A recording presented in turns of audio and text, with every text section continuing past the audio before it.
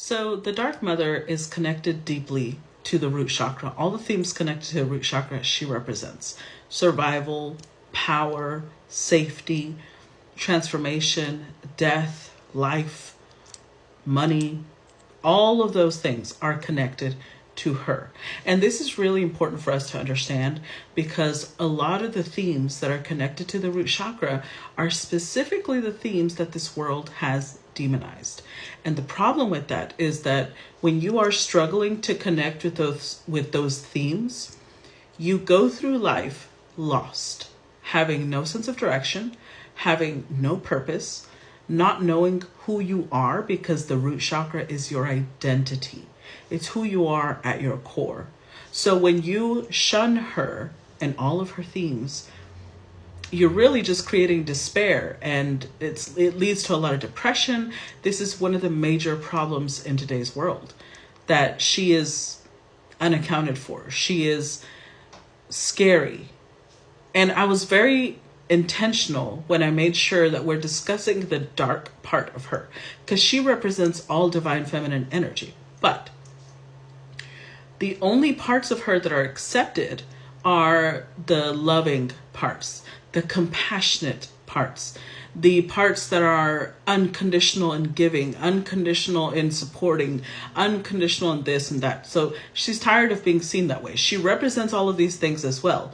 But the main part of her, where her power comes from and where she gives us our creativity, our God energy coming from her, is connected to the root chakra. So these themes that we tend to ignore because they're scary and they're suppressed, they bubble to the surface in the worst ways possible. So for example, when we suppress our sexual nature, it comes out in sexual deviance. When we suppress our personal power, it comes out regardless of whether we want it to or not, because it's a very powerful thing, but it comes out in explosive manner. And then we're faced with rage and with actions that we do while we're in that space that later on we're full of regret. And we look at it like a bad thing, when it's not that any of that is bad. It's that we've been suppressing it. That's the bad thing. And so it leads to explosions of energy that we have no control over.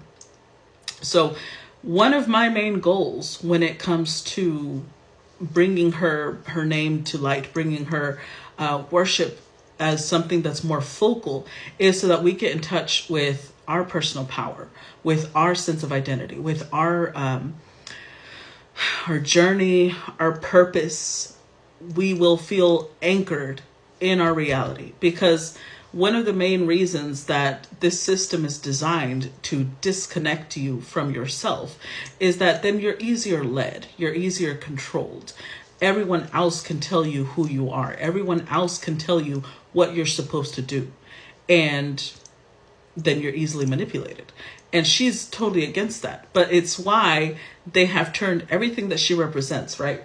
So she is very connected to the moon, the darkness, and darkness itself many times has been equated to evil in many, many, many places of the world. When you think of even the word dark, immediately people are like, I don't know about all that. They equate it to evil. They equate it to something bad. So they make the assumptions that something horrific is about to happen. In fact, one of the most dangerous things to humans is being in darkness. It freaks them out. But that's because they haven't learned to navigate it. And we've been told for centuries, for millennia, that darkness is evil and it's scary. And it's why it's put in a lot of horror movies and a lot of situations like that, because we've been taught to fear the unknown, to fear the things that we can't see. So light is connected to goodness, to divinity, to heavenly energy, whereas darkness is connected to evil and the underworld. And the thing about that is that the underworld serves its purpose. The underworld is a part of the divine plan. Our darkness serves a purpose, which is why the yin and yang exists. We need both sides of this, the light and the dark, to be our whole selves, to feel a sense of wholeness. So when you look at humanity today and you realize why people struggle to feel a sense of wholeness, this is why. Because they have only been allowed to tap into half of who they are, and the other half is lost to them. And because they are struggling with critical thinking and being able to ask the right questions and think for themselves, they don't tap into that because they're so scared of being shunned. They're scared of being ostracized, of being looked at like there's something wrong with them. So we're taking that back. We're stepping back into the energy of there's nothing scary about the darkness. We will navigate it because we have been given the right tools to do so. And that's what I'm here to do. That's what my whole purpose is, so that I can teach you guys how to navigate that darkness that you're so terrified of and come out the other side reborn, a completely different version of yourself, much more powerful version of yourself, and a much more whole, complete, purpose-driven part of yourself. Okay? So that's what I got for you guys. As usual, this is day number 5 talking about the Dark Mother. So if you have any questions, please post them down below and I will answer them when I can. Bye-bye.